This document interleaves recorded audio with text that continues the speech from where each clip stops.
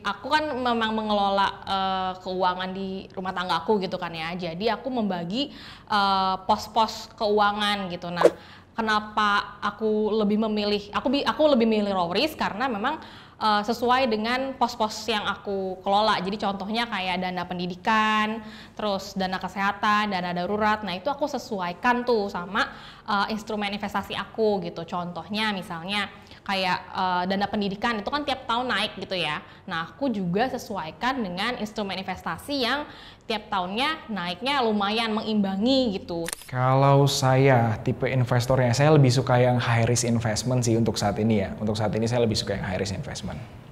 Saya tertarik di high risk investment karena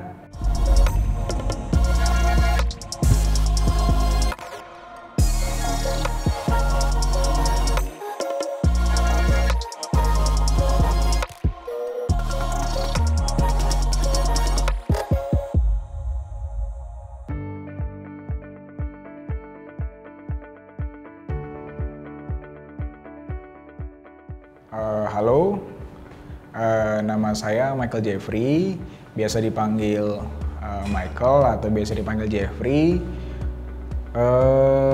Saya sekarang kerja di bidang logistik, hobi saya tenis dan futsal. Halo, namaku Belda Marpaung, biasa dipanggil Belda. Saat ini bekerja di bidang kosmetik. Kalau kesibukan akhir-akhir ini sih cuman kayak ngurusin anak mostly, terus bekerja dan paling hobinya kayak ngedrakor kali ya, sama denger-dengerin musik sih.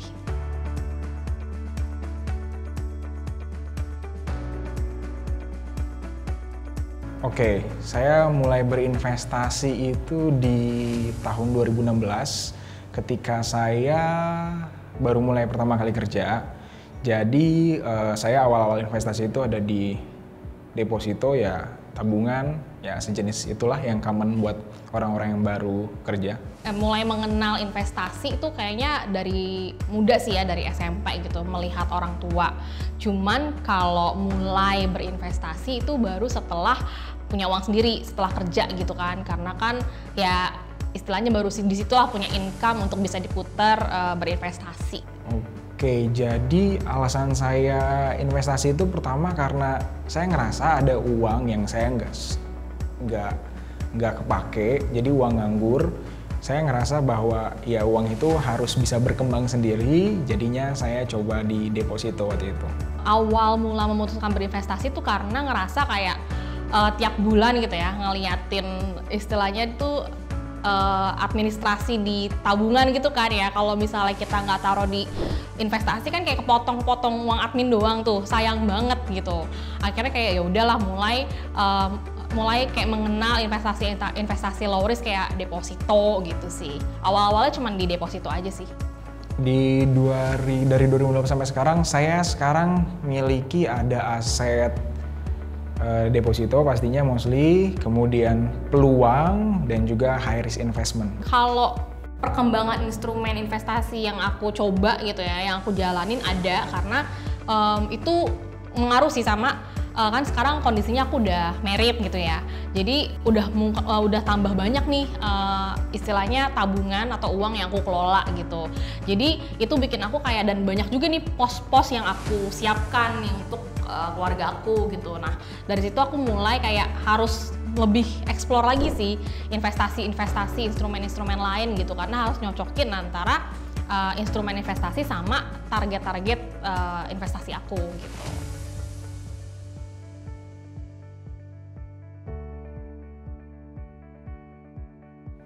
Saya memilih peluang itu karena pertama saya dikenalkan dulu sama istri saya.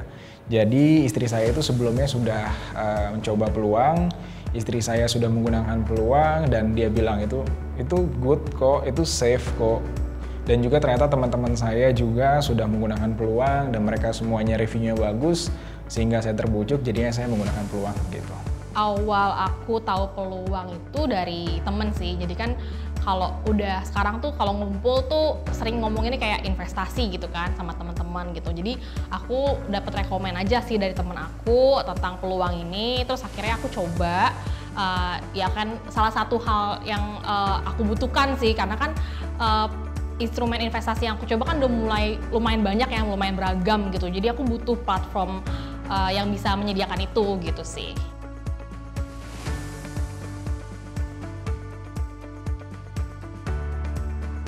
Kalau saya tipe investornya, saya lebih suka yang high risk investment sih untuk saat ini ya. Untuk saat ini saya lebih suka yang high risk investment. Saya tertarik di high risk investment karena satu, dia high gain. Yang kedua, dia juga meskipun kita bisa bilang itu sebagai high risk, tapi sebenarnya selama kita bisa memanage resikonya sesuai dengan planning yang sudah kita buat, analisa yang kita buat, sebenarnya nggak sebesar itu sih.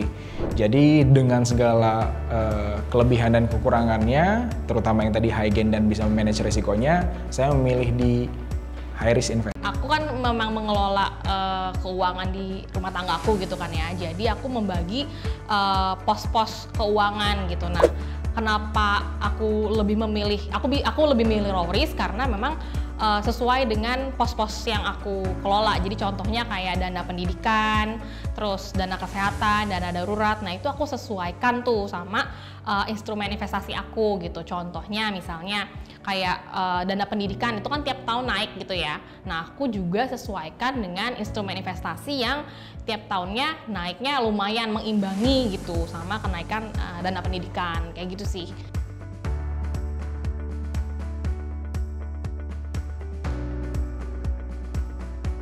Kenapa tidak di low risk investment? Yang ya tadi saya merasa nggak menarik sama sekali untuk yang low risk investment karena interestnya relatif lebih rendah dibanding yang high risk investment. Dan meskipun high risk investment tinggi, ya tadi sebenarnya yang saya bilang bahwa high risk pun bisa kita manage kok.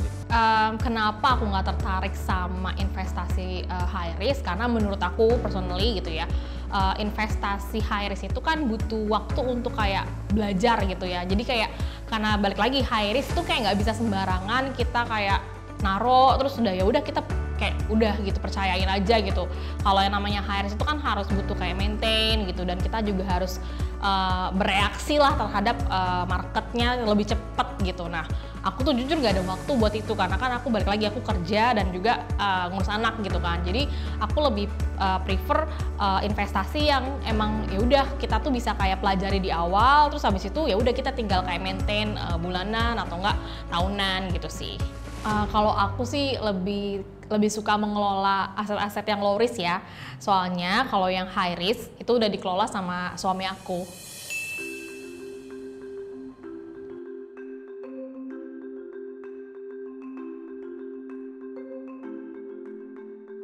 Oke, jadi untuk narasi 2023 sendiri yang banyak yang bilang akan resesi, sebenarnya sih kalau saya personal, saya juga ngobrol sama Belda, yang pertama jangan terlalu takut atau jangan terlalu panik lah seperti itu. Jadi kami pastikan kita buat plan dulu nih. Kami buat plan dulu nih seperti apa. Pertama kita harus lihat kalau seandainya kita melihat bahwa tahun 2023 ini memang secara analisa kayaknya emang beneran buruk deh. Itu mungkin kami bisa sepakat atau buat plan kita wait and see dulu, atau bahkan bisa pindahkan dari yang high risk saya bisa ke istri saya mungkin low risk. Atau mungkin kalau seandainya memang kita lihat oke, masih bagus kok, saya bisa di high risk, cuman saya planningnya lebih ketat lagi terkait kapan saya harus cut loss, kapan harus take profit, dan segala sesuatunya itu harus punya plan. Jadi saya nggak denial terhadap apa investasi saya, jadi ketika sudah ada plannya, saya jalankan plan tersebut. Itu sih. Oke, kalau dari aku sih mungkin kita tuh lebih banyak diskusi sih. Jadi kita kayak diskusi misalnya kayak update nih berita-berita sekarang atau kayak gimana sih kondisi market gitu. Terus kita diskusi kalau misalnya emang terlalu beresiko ya kita atur nih portofolio investasi kita gitu. Misalnya kita bisa ganti dari yang tadinya mungkin awalnya hari sama low risk kita 50-50 gitu kan, diganti jadi 70-30 gitu misalnya. Atau misalnya kita kayak tadi udah jelas sama suami aku, lebih ke arah kayak wait and see aja sih gitu, nggak usah kayak terlalu harus cepet-cepet ambil tindakan gitu kalau misalnya ada perubahan market gitu ya, gitu sih. Di sana pertama kali saya high risk investment itu rasanya hidup tuh kok capek banget, kok kayaknya uban malah tambah terus ini di kepala. Sampai